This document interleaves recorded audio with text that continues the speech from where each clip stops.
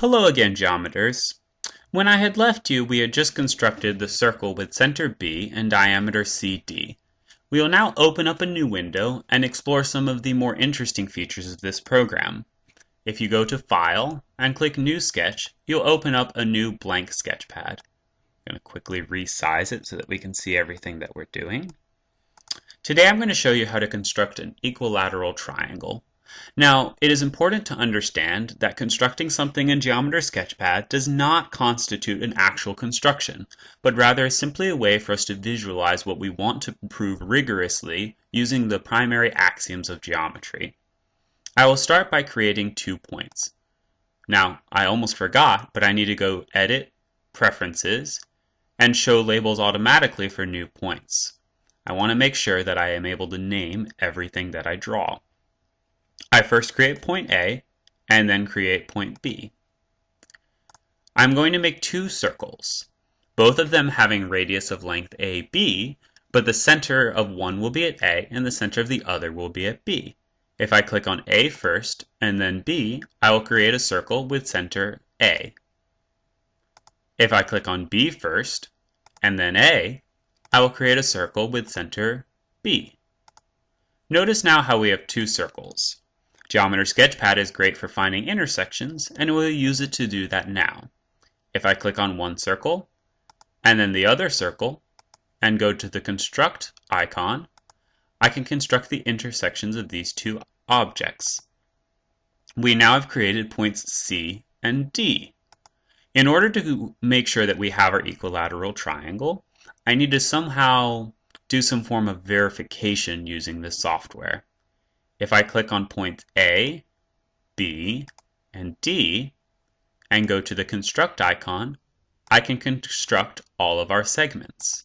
We now have segments AD, DB, and BA, which look like they form an equilateral triangle. Let's make sure that they are what we think they are.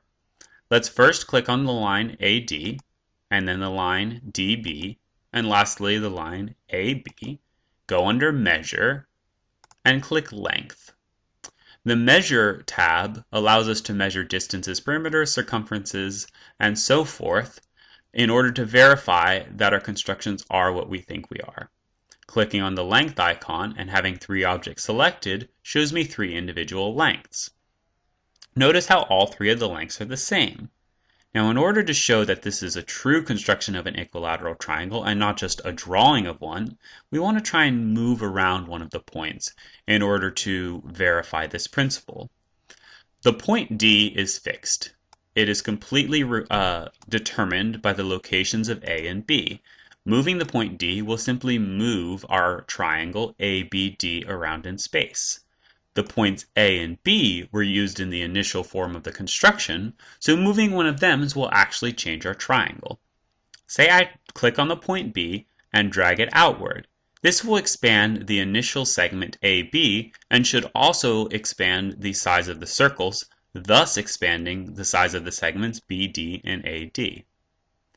Notice how as I expand outward, the distances all remain equal. I also can move the point B to the other side of the point A and turn my triangle. Turning my triangle will move the point D below the segment AB. And again, notice how all of these distances are the same. Another way we can verify that a triangle has the needed properties of being equilateral is by finding the measures of all of the angles. If I click on A, then B, and then D, and go to my measure icon, I can measure the angle ABD, which is 60 degrees. If I go to BD, I can measure angle BDA, which also should be 60 degrees. And as I move my triangle around, I notice how the 60 degrees always stays constant.